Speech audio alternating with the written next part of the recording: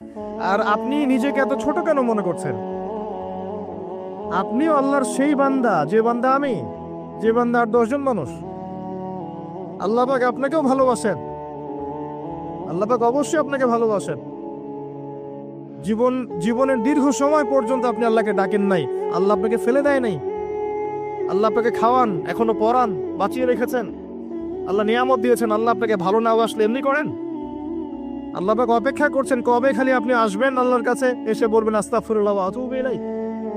আল্লাহ পাক অপেক্ষা করে বসে আছেন আপনার জন্য। আপনি কোথায় যাচ্ছেন? ফাআইনা তাযহাবুন। আল্লাহ পাক বলেছেন ফাআইনা তাযহাবুন, কোথায় যাচ্ছ তোমরা? কোথায় যাচ্ছেন? টাকার পিছনে, বাড়ি গাড়ি, স্ট্যাটাস, স্ত্রী সন্তান, ভোগ বিলাসের পিছনে? আল্লাহ অপেক্ষা করছেন আপনার জন্য। আসেন, সেজদা করেন। ওয়াসজুদু ওয়াকতারিব, সেজদা করেন, নিকটবর্তী হন। আল্লাহ আপনার জন্য অপেক্ষা করছেন। যাবেন না আল্লাহর কাছে? আল্লাহ পাক সবাইকে আল্লাহর কাছে ফিরে আসার তৌফিক দান করুন। এটাই হোক আমাদের কাছে আসার গল্প। এটাই হোক আমাদের কিসের গল্প? কাছে আসার গল্প। আমাদের জেনার গল্প দরকার নাই।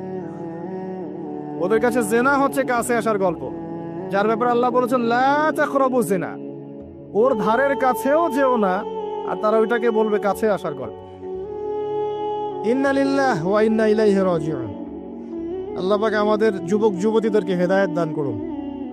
পিতা মাতাদেরকে পরিবারে অনুশাসন বজায় রাখার তৌফিক দান করুন। আমাদের এই কাজগুলোর প্রতিফল কিন্তু আমাদেরকে ভোগ করতে হবে। আমাদের মেয়েদের, আমাদের ছেলেদের, তাদেরকে আমরা কিভাবে বড় করছি এটার হিসেব কিন্তু আমাদেরকে চুকিয়ে দিতেই হবে। পিতামাতাদেরকে বলবো সচেতন হয়ে যান। আল্লাহ পাক তৌফিক এনায়েত করুন, আমিন।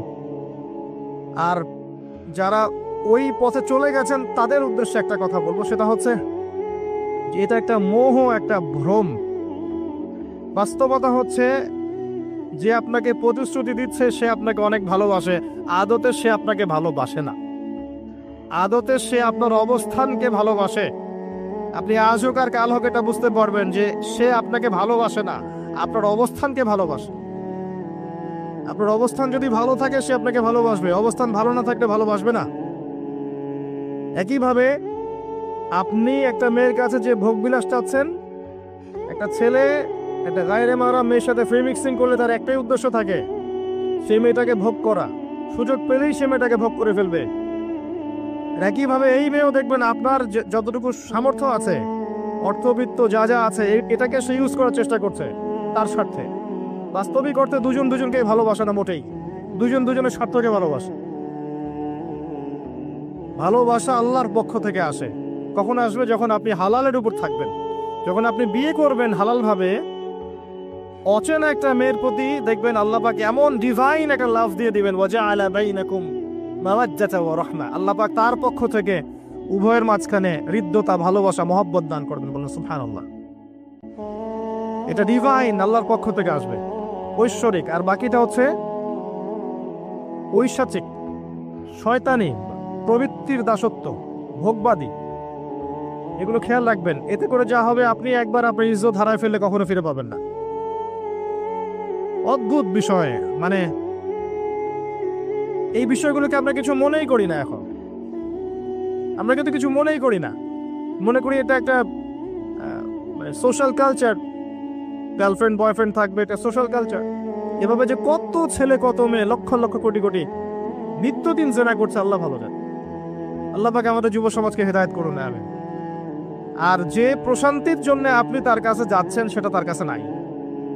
প্রশান্তি আছে কোরআনের কাছে, প্রশান্তি আছে নবীর সুন্নায়, প্রশান্তি আছে আল্লাহর জন্য সেজদায়। তার আল্লাহর জন্য আল্লাহকে স্মরণ করে আপনি কাঁদবেন, প্রশান্তি পাবেন।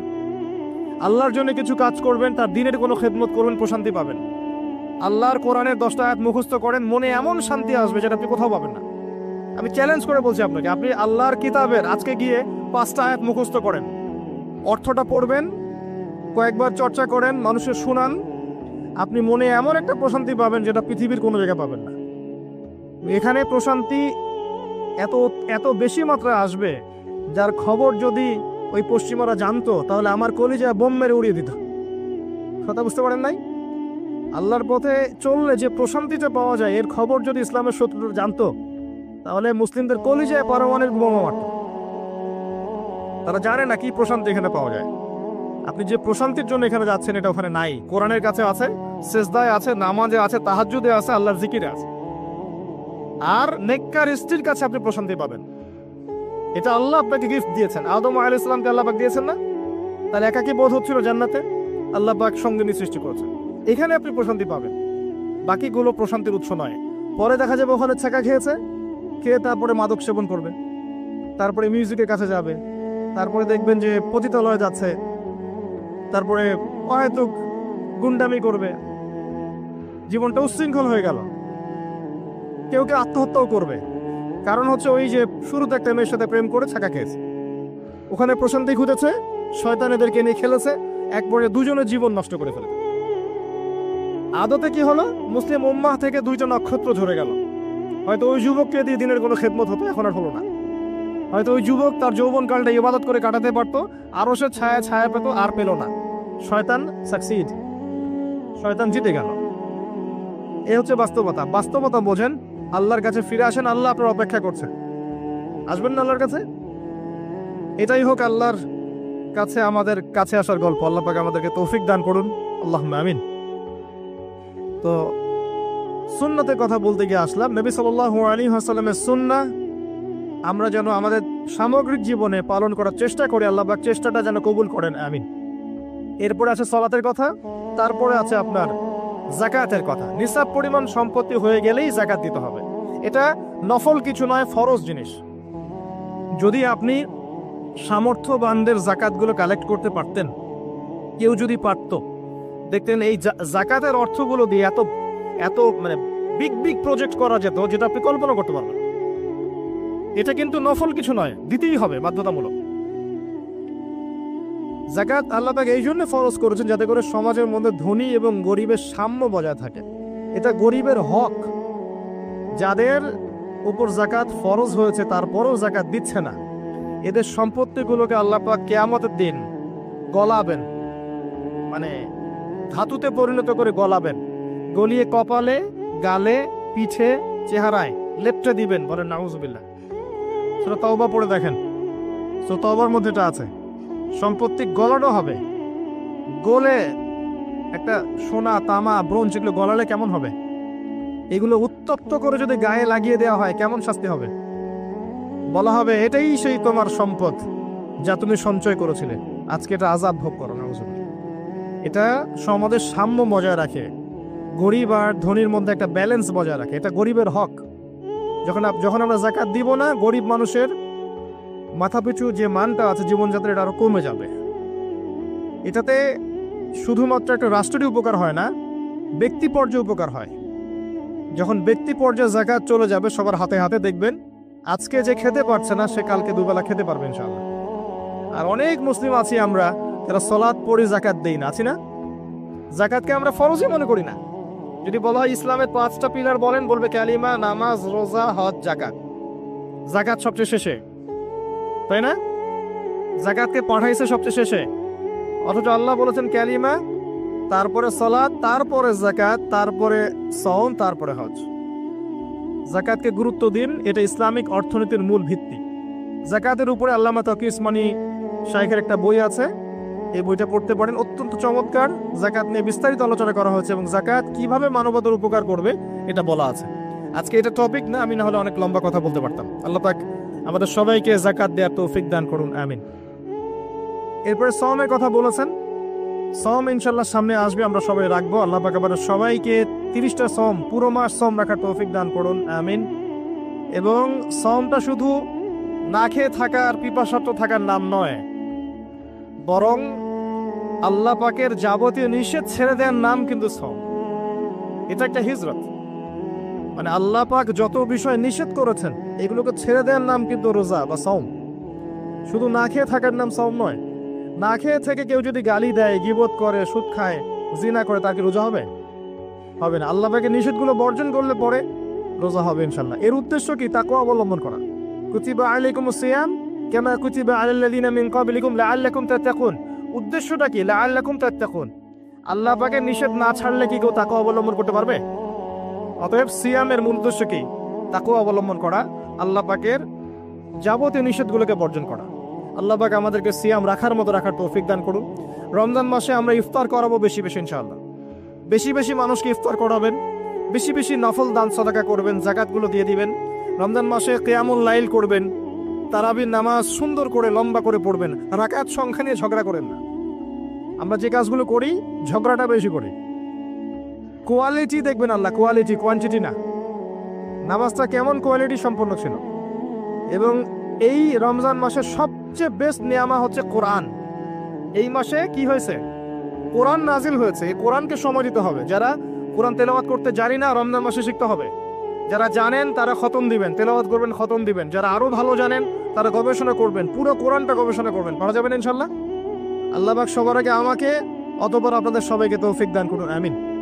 এবং দ্বীনের জন্য তালিম পড়বেন, ঈমানের আলোচনা করবেন, মসজিদে দার্স দিবেন, ইফতার করাবেন, গরিবদেরকে সাদাকা করবেন, ওষুধ দিবেন, ফিতরা আদায় করবেন। রমজান মাসটাকে একটা ইসলামের ইবাদতের সংস্কৃতি বানিয়ে ফেলবেন। রমজানের প্রতিটা মোমেন্টকে কাজে লাগানোর চেষ্টা করবেন। আল্লাহ পাক সবাইকে তৌফিক দান করুন, আল্লাহুম্মা আমিন। ইফতার একসাথে করবেন, বাসায় সবাই একসাথে ইফতার করবেন। একটা কমিউনিটি, একটা মানে কি বলবো, ইসলামের উৎসব যেন বিরাজ করে। পরিবারের ছোটরা দেখবে যে রমজানে আমরা সবাই একসাথে ইফতার করি। একটা বড় থাল কিনবেন বাসায়, এই বড় থালে খাওয়া কিন্তু সুন্নাত।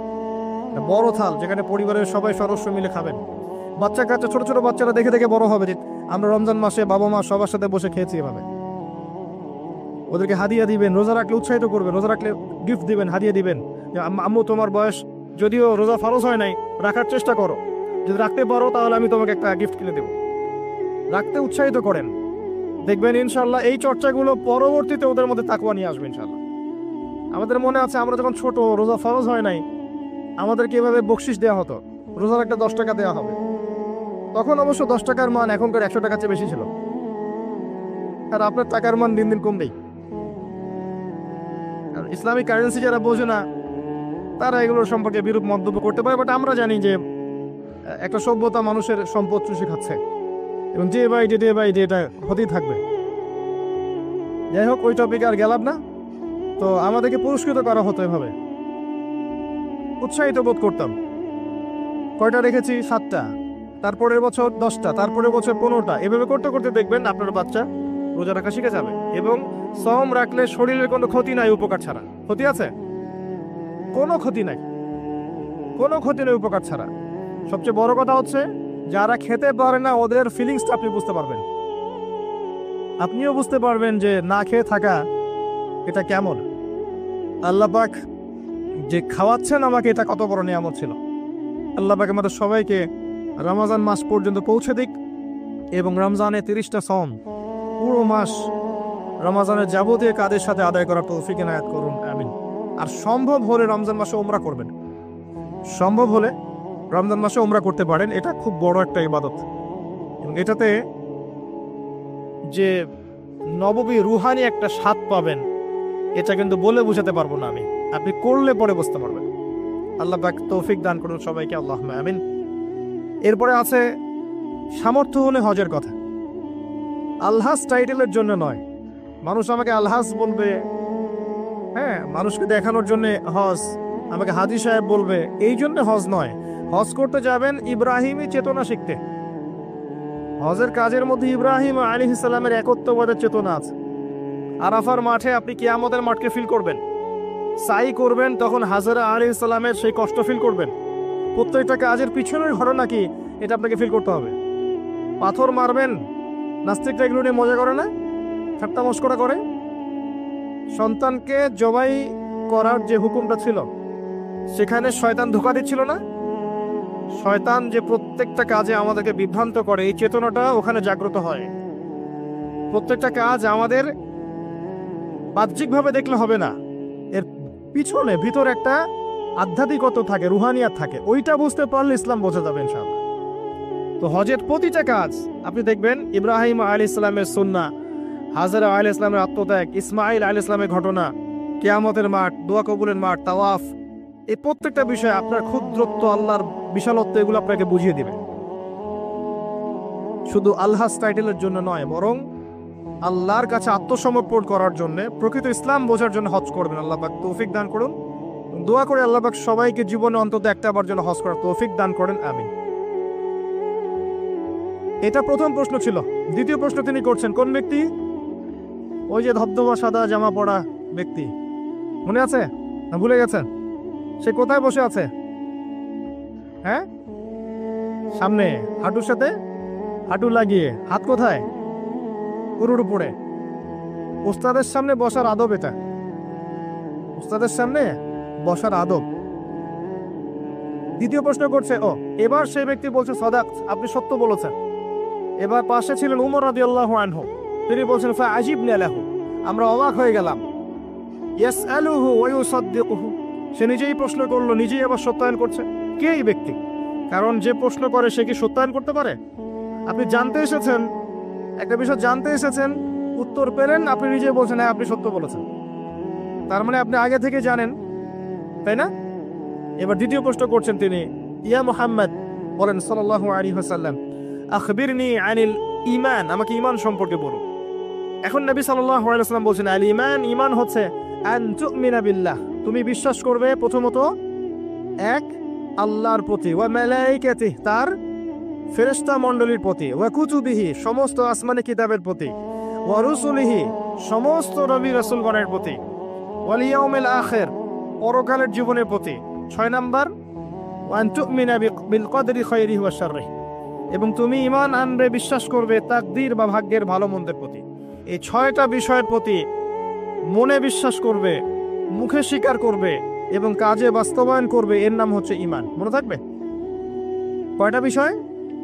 6টা। এখানে একটা কথা আমি বলি, আগেও বলেছি আবার বলছি, এই 6টা বিষয় গায়েবের বিষয়। এগুলোকে আপনি যুক্তি, বিজ্ঞান, দর্শন দিয়ে প্রমাণ করতে পারবেন না। পারবেন? পারবেন না। পরীক্ষা নিরীক্ষা, যুক্তি, বিজ্ঞান, দর্শন দিয়ে ল্যাবরেটরিতে বসে কি আল্লাহ, ফেরেশতা, আসমানি কিতাব, নবী রাসূল, পরকালে পরীক্ষা করা যায়? যায় না। এগুলো কিসের বিষয়? গায়েবের বিষয়। আল্লাযীনা ইউমিনুনা বিল গায়ব, মুত্তাকি কারা? যারা গায়েবে বিশ্বাস করে, এদের জন্যই হচ্ছে আলিফ লাম মিম যালিকাল কিতাব লা রাইবা ফিহি হুদাল লিল মুত্তাকিন। তো ঈমানের 6 পিলারকে 3টা কাজ করতে হবে: মনে বিশ্বাস, মুখে স্বীকৃতি এবং কাজে বাস্তবায়ন। যারা শুধু বিশ্বাসটাকেই সবকিছু মনে করে, এদেরকে বলা হয় মুরজিয়া বা শৈথিল্যবাদী। আর যারা কাজ করতে গেলেই পান থেকে চুন খসলেই কাউকে কাফের বলে ফেলে, এদেরকে বলা হয় খাওয়ারেজ বা খারেজি। আহলুস সুন্নাহ ওয়াল জামায়াতের আকীদা হচ্ছে মাঝখানে। ঈমানের বেইজ হচ্ছে দুটো জিনিস: মনে বিশ্বাস, মৌখিক স্বীকৃতি। কাজে বাস্তবায়ন হচ্ছে ফুরু বা শাখা। কাজ করতে গিয়ে যদি আপনার ভুল হয়, কবিরা গুনাহ করে ফেলেন, আপনি কাফের হবেন না, বরং ফাসেক বা জালেম হতে পারেন।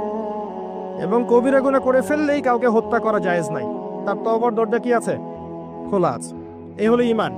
তারপরে তিনি আবার প্রশ্ন করছেন, ইয়া মুহাম্মদ, বলেন সাল্লাল্লাহু আলাইহি ওয়াসাল্লাম, আখবিরনি আনিল ইহসান, আমাকে ইহসান সম্পর্কে বলুন।